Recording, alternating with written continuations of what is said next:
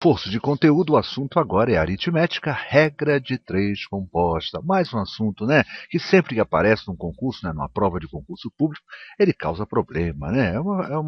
É, é um assuntinho realmente que a gente tem que ter, né, olhar com muito carinho. Ele realmente, o que ele atrasa, né, de até bons alunos é incrível. Então é bom a gente fazer essa recordação para a gente recordar, né, a forma de trabalhar, como se trabalha uma regra de três composta, tá bom? Vamos fazer? Diz assim, uma casa é construída em 6 dias por 20 operários que trabalham 9 horas por dia.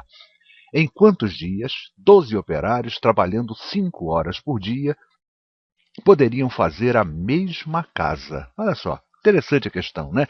O lance, né, da regra de três composta é que ela é uma relação que vai envolver no mínimo três grandezas. Quando a gente tem uma relação de duas grandezas, a gente cai no que a gente chama de uma regra de três simples. Quando eu tenho mais de duas grandezas, no caso aqui eu terei três grandezas, eu tenho uma regra de três composta. Vamos lá? Vamos analisar o que a gente vai fazer? Bom, primeiro momento, gente, o interessante de montar isso é sempre fazer uma tabela. Claro que você não vai fazer uma tabela bonitinha como essa, mas faz uma montagem semelhante a essa para a resolução. Vamos ler? Olha só, diz assim, ó. Eu tenho, basicamente, na regra de três, eu tenho duas sentenças, né? Uma primeira sentença e uma segunda sentença. Normalmente, nessa segunda sentença, né, onde está a incógnita, o que a gente quer calcular. Vamos ler só. Eu vou começar a ler, vocês vão entendendo. Ó.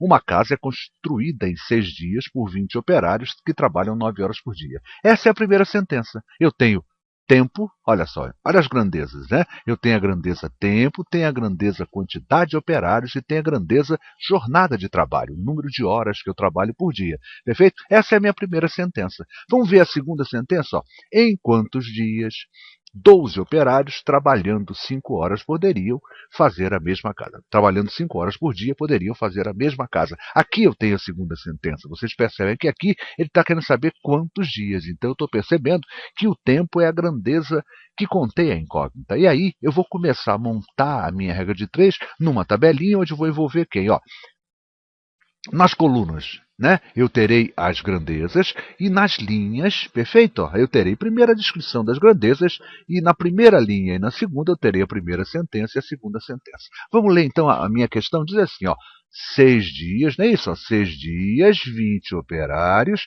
9 horas por dia. Já estou na ordenação, ó.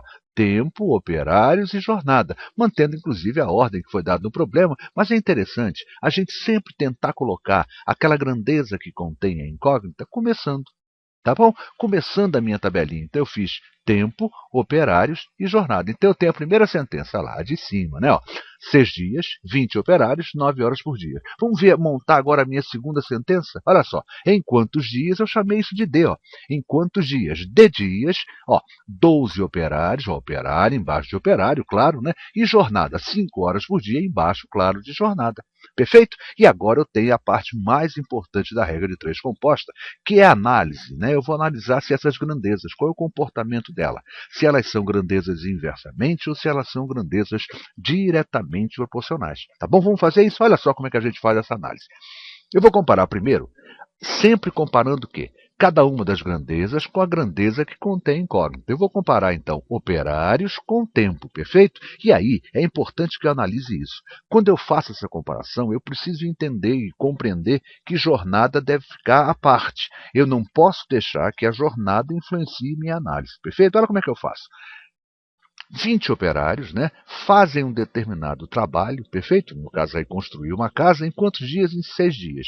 Olha só, se eu dispuser de 12 operários, o que vocês concordam? O que vocês acham? O que acontece com 12? Olha, em 20 operários eu levarei 6 dias.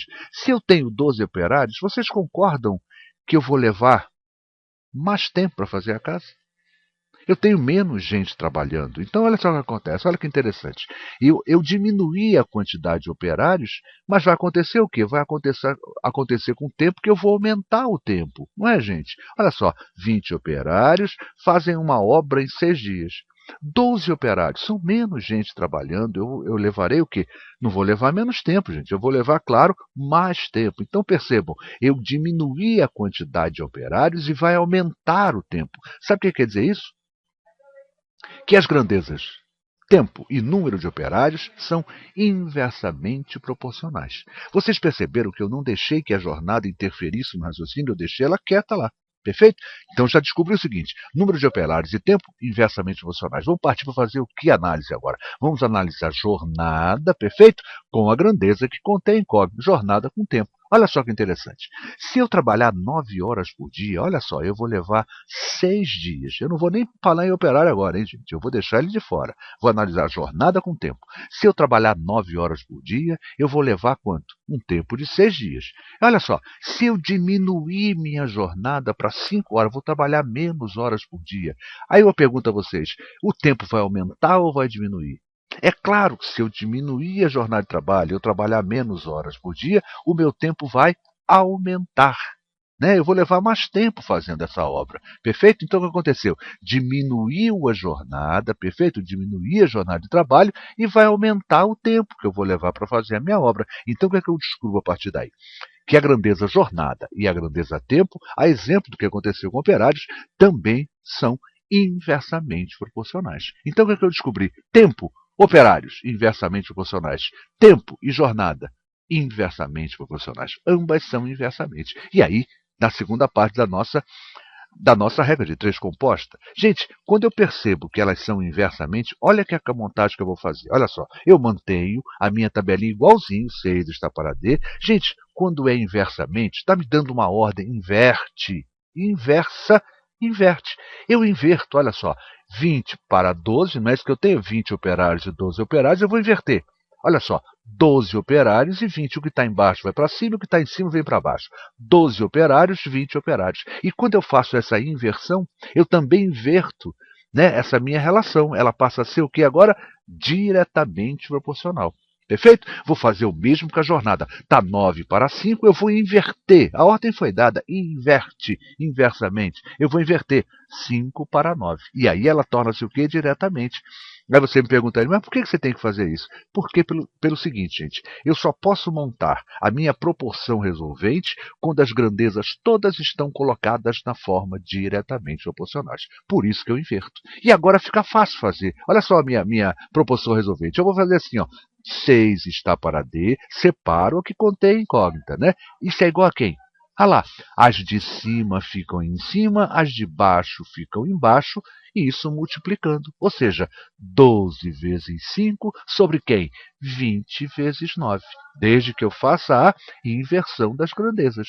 Perfeito? Então, gente, vamos fazer? Agora eu tenho condição de fazer. Ou seja, eu não posso de maneira nenhuma montar elas inversamente, né? Eu tenho que fazer o quê? Primeiro fazer a inversão para poder montar a minha proporção resolvente. Perfeito? E aí eu tenho 6 está para D, assim como 12 vezes 5 está para 20 vezes 9. Tá certo? Então, será que eu posso simplificar alguma coisa? Eu percebi o seguinte, ó, eu posso simplificar o 6 com 12, né? Dividindo ambos por 6, aqui dá 1 e aqui dá 2. Perfeito? Percebi ainda, além disso, eu percebi um outro detalhezinho. Gente, quanto é 2 vezes 5? Não é 10? 10 eu posso simplificar com 20. Lá em cima, no numerador, vai dar 1 e no denominador vai dar quanto? Vai dar 2. Não é isso? 2 vezes 5, 10. Sobre 20 dá 1 para 2. Perfeito? O que é que eu tenho então? 1 está para D, assim como 1 está para 2 vezes 9. 2 vezes 9 é 18. Ó. 18 vezes 1 é 18. D vezes 1 é 18. 18 dias. A minha resposta certa seriam 18 dias e a resposta está no item C. Ah lá, 18 dias. Perfeito? Com calma, com tranquilidade, a gente chega lá.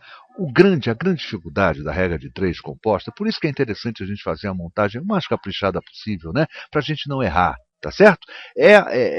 É saber se as grandezas são inversamente ou se são grandezas diretamente. Perfeito? Quando ela é diretamente, está pronto, não preciso mexer. Quando ela é inversamente, eu devo inverter, tornando-a diretamente para que eu possa montar a minha proporção resolvente. Até deu uma rima bonitinha. Perfeito? Então, gente, mais uma questão resolvida que eles falou, professor Luiz Fernando Reis, responsável pelo site matemáticamuitofácil.com. Fica daqui o convite para que os amigos visitem o nosso site. São mais de 200 páginas focadas no ensino fundamental. Então, você que está se preparando para um concurso, para o Enem, para o vestibular, né, para um concurso público, né, não deixe de visitar o nosso site.